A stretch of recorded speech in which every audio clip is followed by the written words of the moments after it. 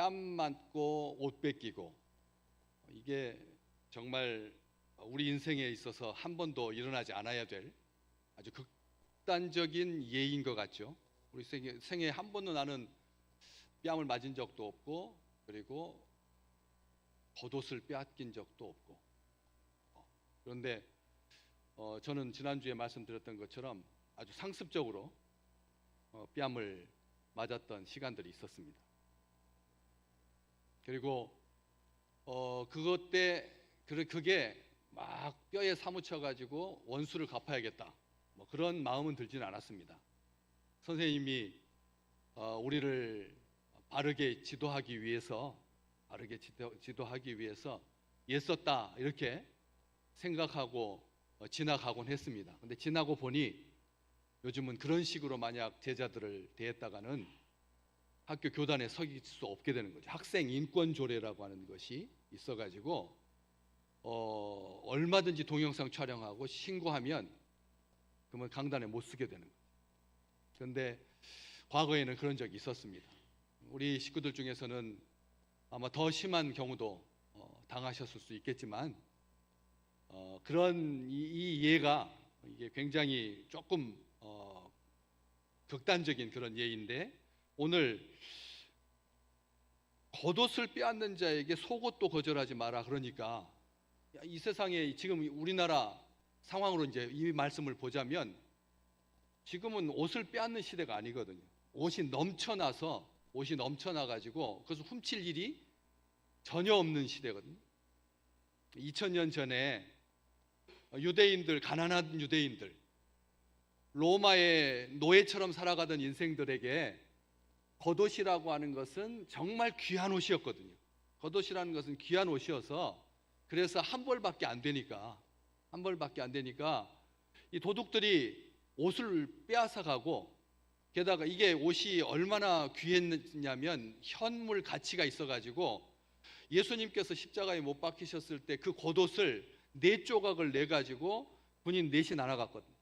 그래서 뭐냐면 그 4분의 1쪽도 시장에 가면은 돈으로 바꿀 수가 있는 거예요. 그러니까 사형수의 겉옷을 쪼개서 나눠 가진 거죠. 그런데 예수님이 그게 겉옷을 빼앗기고 난 다음에 속옷을 입고 계셨는데, 그 속옷마저도 넷이서 나눠 가진 것이 아니라, 그래서 한 통짜로 된 것이니까 이게 천으로서의 가치가 있다 싶어서 제비 뽑아가지고 한 사람한테 몰아줬거든. 그래서 예수님은 십자가에서 발가벗겨서 돌아가셨습니다. 못 박히셔서 발가벗겨져서. 유대인들에게 발가벗는다라고 하는 것은 있을 수가 없는 일입니다. 절대 빨가벗어서는 안 되는 겁니다. 그런데 이사야 선지자에게 하나님께서 이스라엘 백성들이 너무나 완악하니까 너 빨가벗고 3년 동안 그렇게 다니면서 하나님의 말씀을 예언하게 하셨거든요. 얼마나 부끄러웠겠습니까? 선지자는 그것을 감수하고 말씀을 전했죠. 그런데 예수님 십자가에 달리셨을 때 33살쯤 됐거든요. 요즘 30대 청년들 어떠십니까? 그 자존감도 있고 건강하고 그런 예수님께서 십자가에 못 박히셔가지고 빨가벗겨져서 세상을 떠나게 되는 건데, 그 수치를 우리 주님께서 고스란히 당하셨죠. 그런데 그때에는 겉옷이 그렇게 가치가 있다고 하지만 지금은 겉옷이 넘쳐나는 시대인데, 겉옷 뺏겼다고 해서 속옷까지, 그 당시에는 강도들이 돈으로 바꿀 수 있으니까 겉옷도 빼앗고 심지어는 속옷까지도 빼앗겠지만, 겉옷을 빼앗긴 것도 억울한데 속옷마저 거절하지 말라 그랬습니다. 그러니까 우리 주님 말투를 잘 들으셔야 돼요. 속옷을 거절하지 말라고 하는 말은 거저 주라라고 하는 말보다 훨씬 더 센 말입니다. 왜? 거절하지 말라니까. 이중 부정은 강한 긍정이거든. 그러니까 겉옷을 빼앗겼을 때 속옷을 마저 벗어줘라, 이렇게 해도 문제가 되죠. 왜냐하면 빨가벗게 되니까. 그런데 거절하지 말라고 하니까 당연한 듯 줘라. 당연한 듯. 속옷도 당연한 듯 줘라. 이 말이 이게 겉옷을 빼앗긴 것도 억울한데 속옷마저도 거절하지 말라고요? 신고해서 다시는 그런 짓 못하게 해야지, 감옥 가게 해야지, 대가를 치르게 해야지, 범죄를 부추기는 것도 아니고. 강도한테 겉옷을 빼앗겼으면 속옷은 벗어주지 말아야, 그래야지 다음 동작을 취하지. 얼른 도움을 구하고 집으로 가든지 해볼 거 아닙니까? 근데 빨가벗고 있으면은 어떻게 다음 단계로 나아갈 수가 있겠습니까? 여러 가지 어려운 점이 많은 거죠. 이 말씀은 이 시대에 우리하고는 상관없어 보인다는 것입니다. 다시 말하면 만약 속옷을 그 강도한테 준다고 하면 그 강도가 어떻게 반응할까요? 이 새끼가 나를 미친놈으로 보나? 속옷을 왜 나한테 주냐? 네가 입던 옷을 왜 내가 입어야 되느냐? 사람을 뭘로 보고? 그렇지 않겠어요? 겉옷 뺏어가지고 얼른 도망가려고 했었는데 잠깐만, 속옷까지 벗어주라면 이게 무슨 뭐 오지랖이라고? 예. 뭐 이게 뭡니까? 이게 과잉친절도 아니고 옷을 한다고 하면 이게 사람 놀리냐고, 날 뭘로 보냐고 하면서 아예 죽일 건데 안 그러겠습니까? 얼른 뺏어가지고 도망가버리게 놔둬야지, 불러가지고 속옷까지 거절하지 않으면.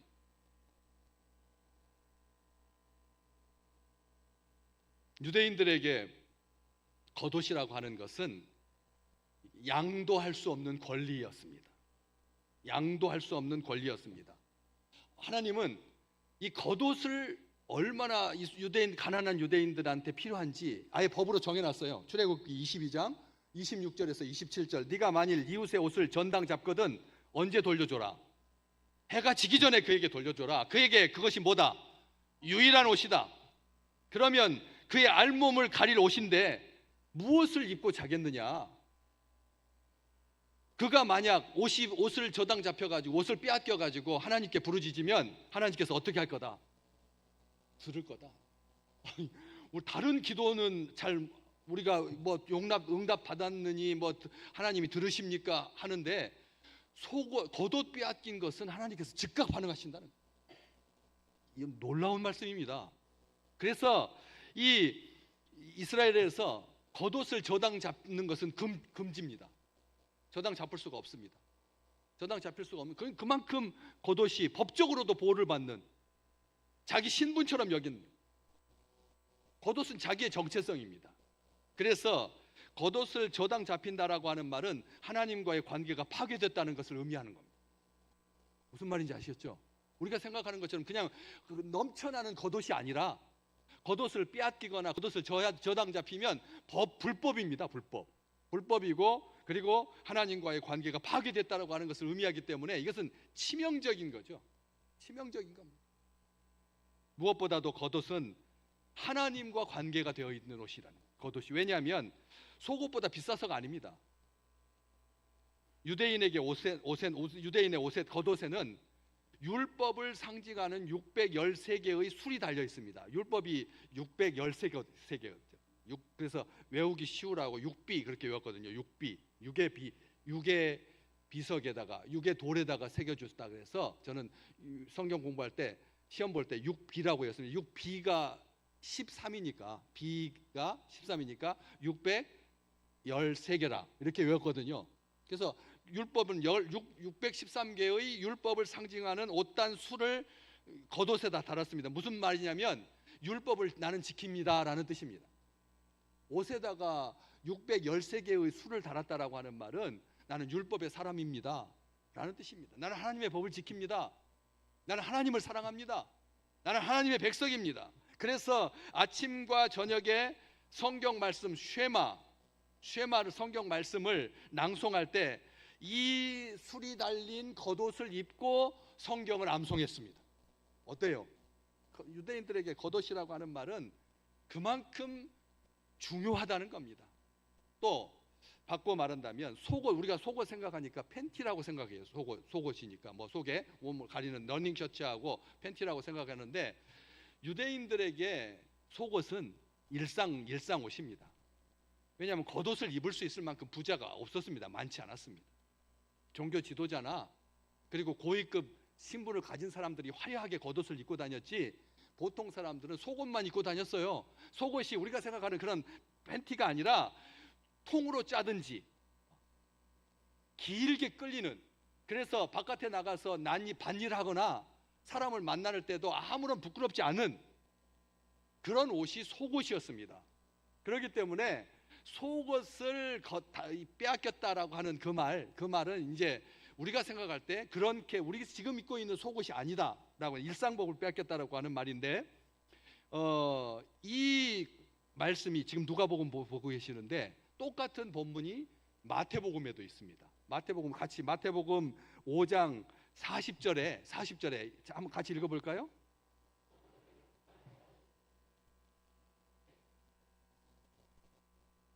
옷이 바뀌어 있죠. 여기 오늘 누가복음에서는 뭘 뺏겼을 때, 겉옷을 뺏겼을 때 속옷도 거절하지 말라 그래 되어 있는데, 누가복음에는 속옷을 가지려고 하는 자에게 겉옷까지 가지게 해라. 그런데 앞에 제가 빨간색으로 써놨어요. 뭘 할 때? 법정에 섰을 때. 누가복음 오늘 본문은 강도 만난 상황이고, 마태복음 상황에서는 법정에 고소 고발 당해가지고 섰을 때 상황이에요. 그러니까 다른 거예요. 다른 겁니다. 그런데 그 법정에서 속옷을 가지려고 하는 자에게 겉옷까지 줘라. 왜 이 사람은 채권자가, 유대 사회에서 채무자가 채권자에게 빚을 갚겠다라고 하는 맹세의 표시로 겉옷을 벗어주곤 했습니다. 돈 빌린 사람이 돈 빌려준 사람한테 자기가 돈을 갚겠다라고 하는 증거로 겉옷을 주었다는 거예요. 저당 잡혔다는 거예요. 그래서 그런데 성경 말씀에 보면 아까 출애굽기 22장에 겉옷을 어떻게 하라고요? 저당 잡지 마라. 저당 잡거든 어떻게 하라? 해지기 전에 돌려줘라. 그랬는데 이 지금 상황은, 이 마태복음 5장의 상황에서는 돈 빌린 사람이 더 이상 돈을 갚을 능력이 없어서, 그래서 돈 빌려준 사람이 그 돈 꼬간 사람을 고소해가지고 그의 속옷을 차입하려고 하는 것입니다. 상황이 무슨 말인지 아셨죠? 법정에서 이 겉옷에, 이 법과 관련된 돈을 빌려주고 꿔주는 그런 관계에 있어서 겉옷을 저당 잡히는 것은 이제 제가 갚을 테니까 나중에 갚은 다음에 돌려주십시오 라고 하는 의미로 겉옷을 저당 잡혔는데, 이 사람은 더 이상 빚을 갚을 능력이 안 돼서 겉옷도 못 돌려받고 그 다음에 속옷도 뺏길 처지에 있는 거예요. 바로 그런 상황이에요. 보통은 겉옷에 신경을 쓰는데 이 사람은 겉옷은커녕 속옷도 자기 것이 안 되는, 자기가 지킬 수 없는 정말 비참한 처지에 있는 거죠. 그런 상황. 마태복음은 유대인들을 위해서 쓴 복음서이고, 오늘 우리가 읽고 있는 이 누가복음은 이방 사람, 특별하게 로마의 고위직 군인이었던, 관료였던 데오빌로라고 하는 각하에게 의사였던 누가가 쓴 복음서가 누가복음이잖아요. 다시 말하면 유대인이든 이방인이든 상관없이 똑같이 적용되는 겁니다. 남의 속옷을 달라고 하는 것은 지금 시각으로 보면 정신이 약간 이상한 사람인 거죠. 시골에서 가끔씩 빨랫줄에다가 널어놓은 여자의 속옷만 훔쳐간 사람들 이야기 뉴스로 몇 번 들어보신 적 있잖아요. 그건 이상한 사람인 겁니다. 정신이 이상한 거죠. 남의 여자 속옷을 왜 훔칩니까? 그런데 그것만 훔쳐가지고 집에 갔더니 수백 배 여자의 옷을 훔쳐가지고 뉴스에 적발된 적이 있거든요. 불법일 뿐만 아니라 정신 이상인 거죠. 아니 훔칠 게 없어서 남의 여자의 속옷을 왜 훔칩니까? 그런데 그런 일들 통해 또 알 수 있듯이 속옷을 거저준다라고 하는 것이 재산적 가치도 없을 뿐만 아니라 괜히 쓰레기로 버려지는 걸 텐데, 속옷을 준다면 아무것도 아닌 작은 보잘것없는 사소한, 있어도 그만 없어도 그만, 가져가나 마나 그런 속옷인데, 겉옷을 달라고 하는 자에게 겉옷을 빼앗겼을 때 속옷을 거절하지 아니하고, 또 속옷을 달라고 하는 자에게 겉옷도 거절하지 말고, 우리 주님의 말씀은 뭔가 좀 우리 주님께서 오해하신 거 아닌가, 오해하신 것 아닌가 그런 생각이 든다라고 하는 거죠. 유대인들에게 겉옷이라고 하는 것이 그렇게 종교적인 의미를 가질 뿐만 아니라 유대인들에게는 한 벌뿐이어서 그 겉옷이 낮에는 그렇게 자기의 신분을 나타내지만 밤에 잘 때는 그것을 깔거나 덮고 그렇게 잘 만큼 정말 요긴한 그런 옷인데 사회적 권위를 나타내는 상징이었고, 이 겉옷을 남한테 줌으로 인해서 그 권위가 상대방에게 전가되는 그런 상징적인 의미가 있었습니다. 그래서 엘리야 선지자가 불병거를 타고 하늘로 승천할 때 이 제자였던 엘리사가 선생님 떠나시기 전에 저에게 영감의 갑절을 허락해달라. 선생님이 떠나가면서 내가 떠나갈 텐데 뭐 부탁할 게 없냐 그랬더니 선생님 저한테 영감의 갑절을 허락해달라고. 그것은 내가 주고 말고 하는 게 아니라 하나님께서 하실 일이고 하면서 뭘 주고 갑니까? 겉옷을 던져주고 엘리사에게 겉옷을 주고 갑니다.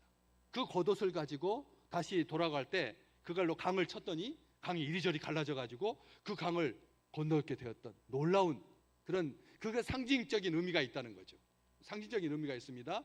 그건 선생님의 권위를 내가 이양받았다라고 하는 그런 증거라는 거죠. 사무엘 어려서부터 하나님의 집에서 컸습니다. 한나 엄마가 하나님 앞에 간절한 마음으로 눈물로 기도해가지고 얻은 아들이었는데 하나님께 아들 주시면 내가 하나님에게 바치겠습니다 해가지고 엘리 제사장, 정말 몹쓸 제사장, 망한 제사장, 엉터리 같은 제사장인데도 불구하고 성전에 맡겨서 키우게 되는데, 그때 엄마가 해마다 절기 때마다 아들 보러 갔을 때 겉옷을 예쁘게 만들어 줘가지고 나중에 장성하여서도 사무엘은 어머니가 지어준 겉옷을 늘 입고 다녔습니다. 그래서 이스라엘 백성들은 멀리서도 그 겉옷만 보면 누군 줄 알았습니까?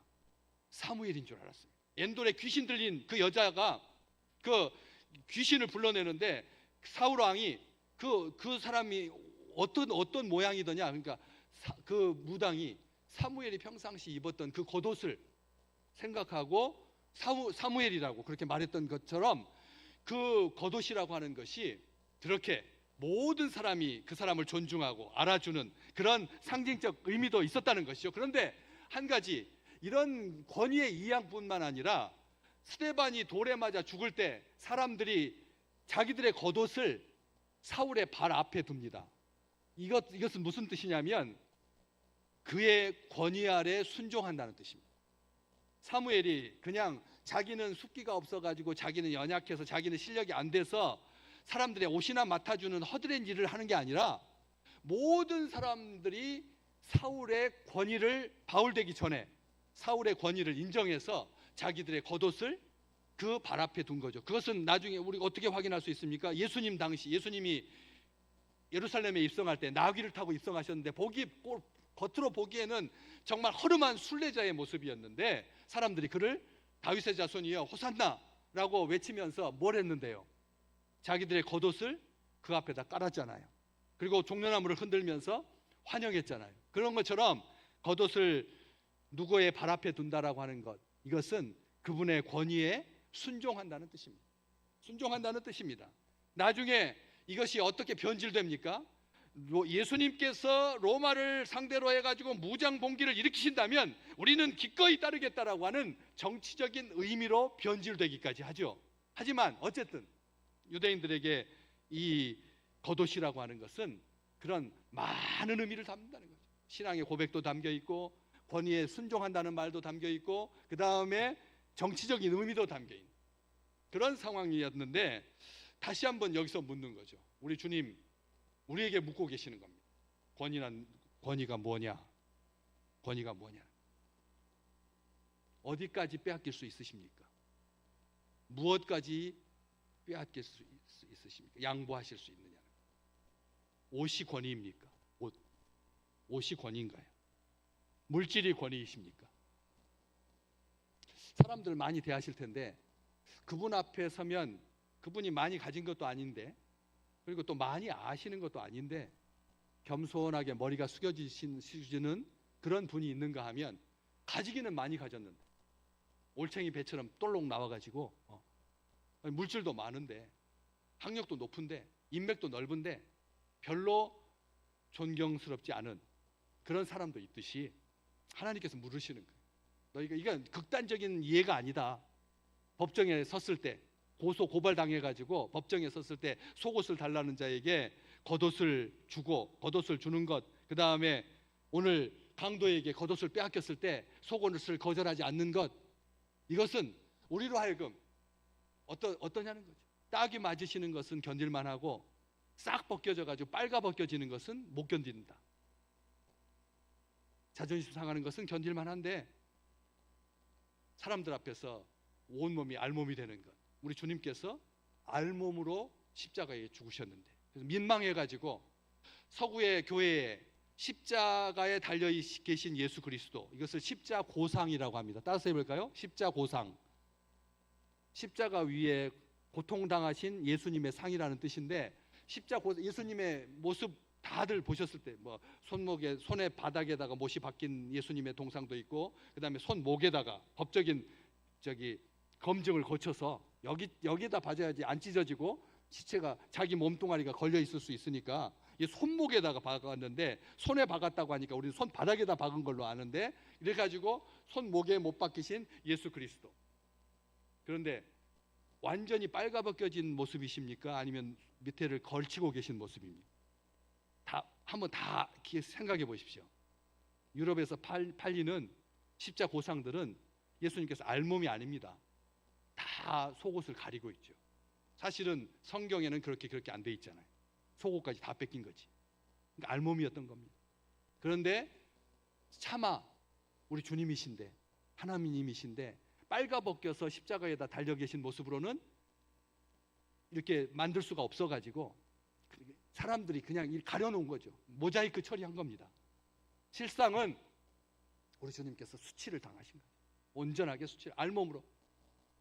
그런데 너희는 그거 조금 빼앗겼다고, 조금 드러난다고 해서 화를 내고 나를 어떻게 보고 그러지 않느냐.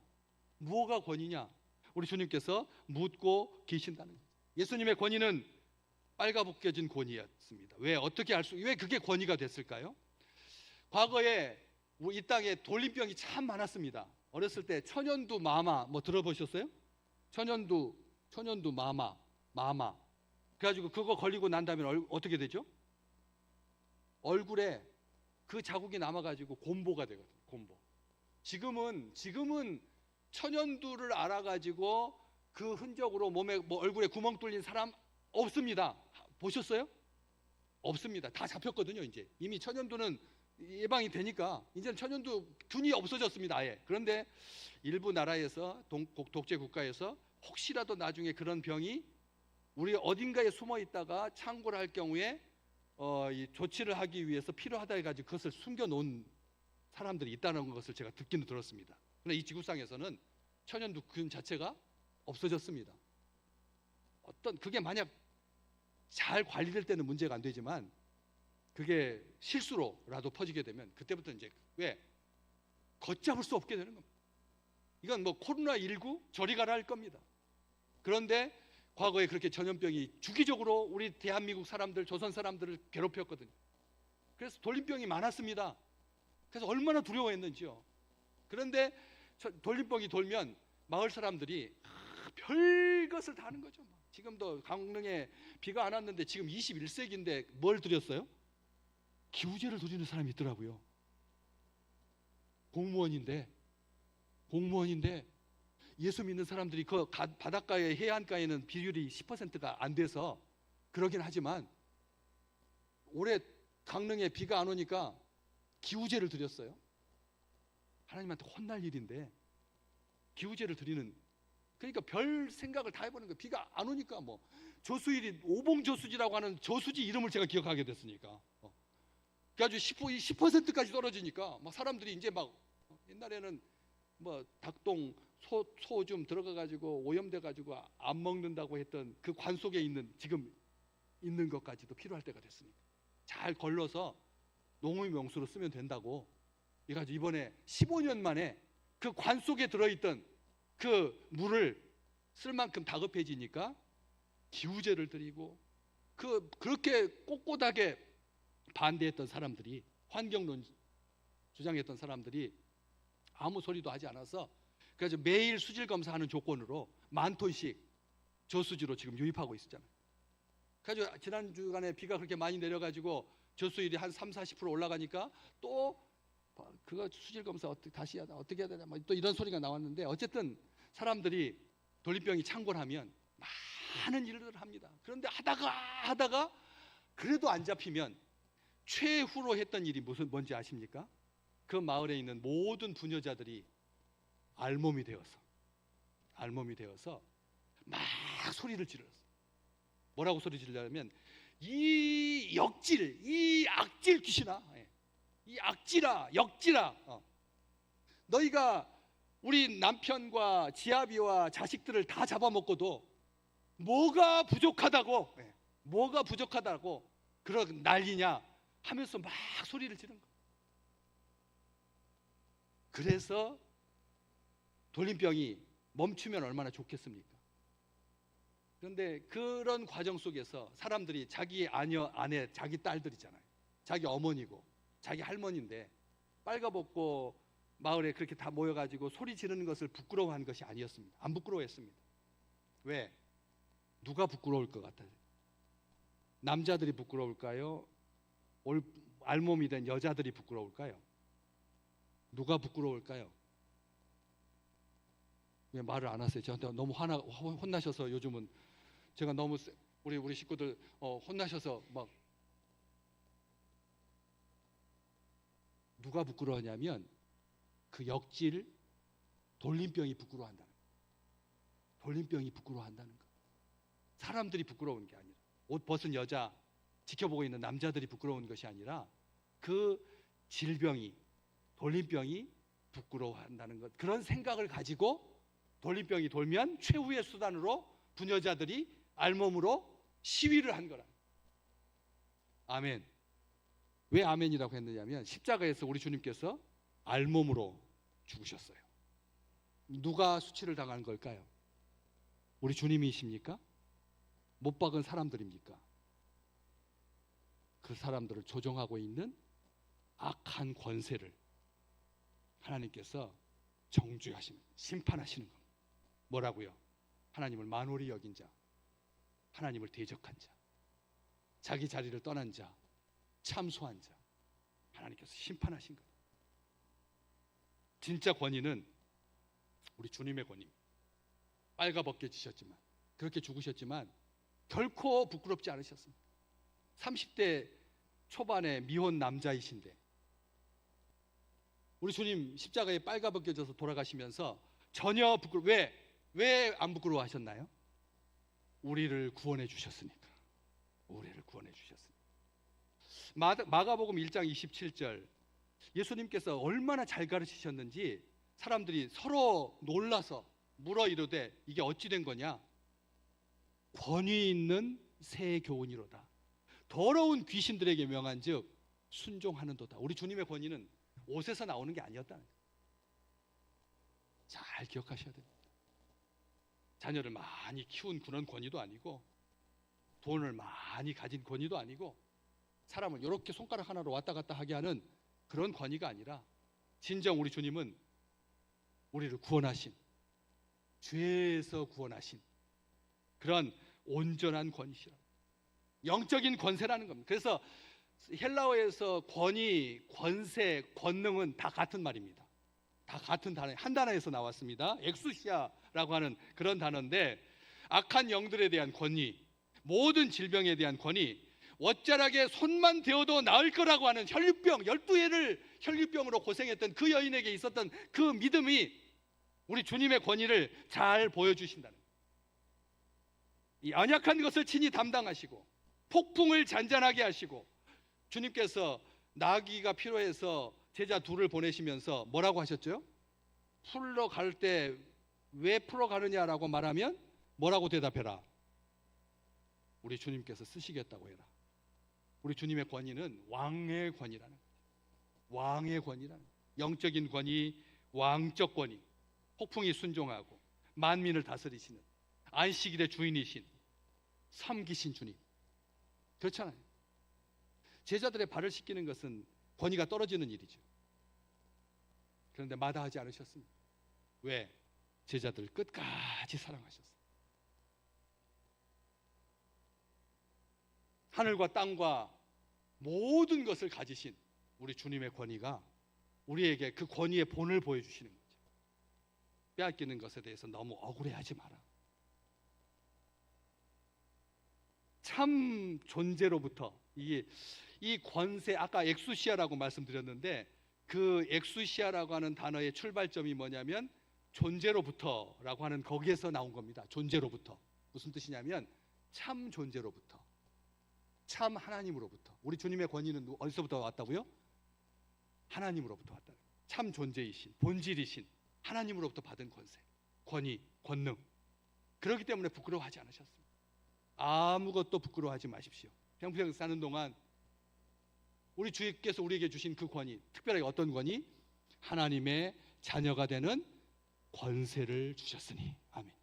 하나님의 자녀가 되는 권세를 우리에게 주셨으니 이 땅에 살아가는 동안, 그렇기 때문에 우리 주님께서 보여주셨습니다. 옷이 권위가 아니다 한다. 재물도 권위가 아니다 한다. 나는 인자는 머리 둘 곳조차 없다. 우리 주님은 그 피곤하신데 머리를 둘 장소도 없었어요. 옷 한 벌밖에 없으셨는데, 그런데 우리 주님께서 온전하게 우리의 주님이신 것처럼, 그렇기 때문에 나는 목숨을 버릴 수도 다시 얻을 수 있는 그런 권세도 있다. 나는 만민의 주다. 우리 주님께서 말씀해 주셨습니다. 이 땅에 살아가는 동안 원수를 만나지 않으시기를 진심으로 축복합니다. 그렇지만 혹 설령 모욕을 당하거나 뺨을 맞거나 겉옷을 빼앗길지라도 권위가 빼앗긴 건 아니니까 거절하지 마라. 진정한 권위는 하나님께서 주신다. 본질로부터 나온다. 존재로부터 나온다. 말씀해 주셨으니 이 땅에 살아가는 모든 날들 저주하지 말고 축복하고 사랑하고 선대하고 아낌없이 사랑하는 우리 귀한 식구들 되시기를 주의 이름으로 축복합니다.